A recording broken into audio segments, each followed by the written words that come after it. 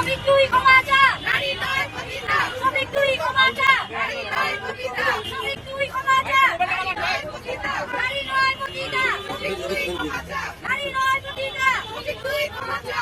মেয়েদের উনি হাত জোর করে পা ধরে ক্ষমা চাবেন এই মেয়েদের কাছে।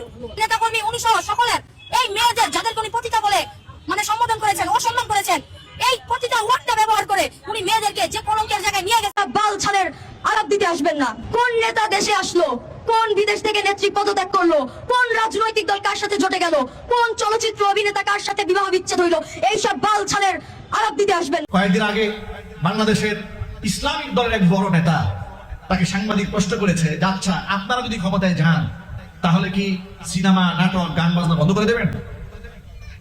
তিনি যদি প্রকৃত ইসলামিক নেতা হতেন তাহলে তিনি কি বলতেন? তিনি বলতেন যে কোরআন এবং সুন্নাহ যেগুলোকে জায়েজ করেছে আমরা সেগুলো রাখবো, যেগুলো নাজায়েজ করেছে আমরা সেগুলো নিষিদ্ধ করে দেবো। কথা ঠিক কিনা বলেন?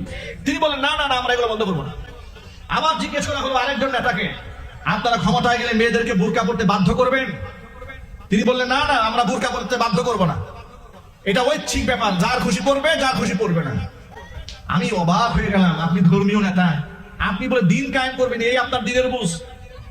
পর্দার বিধান তো ঐচ্ছিক নয়, পর্দার বিধান তো আল্লাহ ফরজ করেছেন, আপনি ঐচ্ছিক করেন কেন? ওই সবার কাছ থেকে ভোট পাওয়ার আশায়, গড়ি দখল করার আশায়? তাহলে এই বক্তব্য প্রমাণ করে যিনি এই জবাব দিয়েছেন যে আমরা ক্ষমতায় গেলে নারীদেরকে বুরকা বাধ্য করবো না, ঐচ্ছিক রাখবো, তিনি ধান্দাবাজ। কথা ঠিক কে জন্য বলেন? ধান্দাবাজ। আপনি যদি খেলাফত চান, আল্লাহ দিন চান, আপনি স্ট্রেট বলবেন আমার আল্লাহ যা হালাল করেছেন রাষ্ট্রীয়ভাবে হালাল ঘোষণা করা হবে, আমার আল্লাহ যা হারাম করেছেন রাষ্ট্রীয়ভাবে তা হারাম ঘোষণা করা হবে। পর্দা পশিদা মুসলিম মেয়েদের জন্য অবশ্যই বাধ্যতামূলক করতে হবে। কথা ঠিক করে যদি বলেন, এটা রাষ্ট্রের ফরজ আইন, এটা আমার কথা নয়, কোরআন মাজিদ থেকে একটুখানি শোনা। জামাতের আমির সাহেব শফিকুর রহমান সব নারী জাতির কাছে ফাওয়া ধরে মাপ চাইতে হইবে, ক্ষমা চাইতে হইবে। এর কারণটা হইল কি জানেন? ওনার ফেসবুক অফিসিয়াল পেজে একটা পোস্ট রয়েছে, যত কর্মজীবী নারী আছে সবাই পতিতা। এই পোস্টার কারণে কিন্তু অনেক নারীরা, মা বোনরা রাস্তায় নামে আইছে, আন্দোলন করতেছে, করতেছে। 12 তারিখে, সামনে 12 তারিখে আপনারা জানেন নির্বাচন।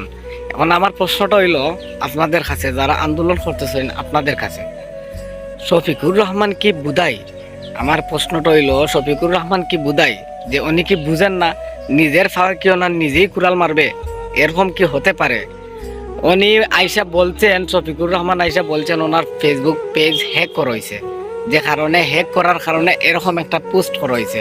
আমার প্রশ্নটা হইল উনি যদি বুঝাই না হতেন তাহলে ওনার পেজ থেকে একটা পোস্ট করেন নারীদেরকে নিয়ে অসম্মান করিয়া, এরকম কোনো কাজ করেননি তিনি।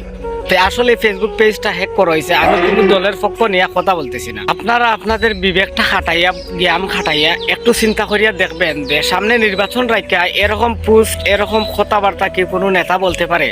বলতে পারে না। তবু ওর এরকম কথা বলা হয়েছে, এরকম পোস্ট করা হয়েছে।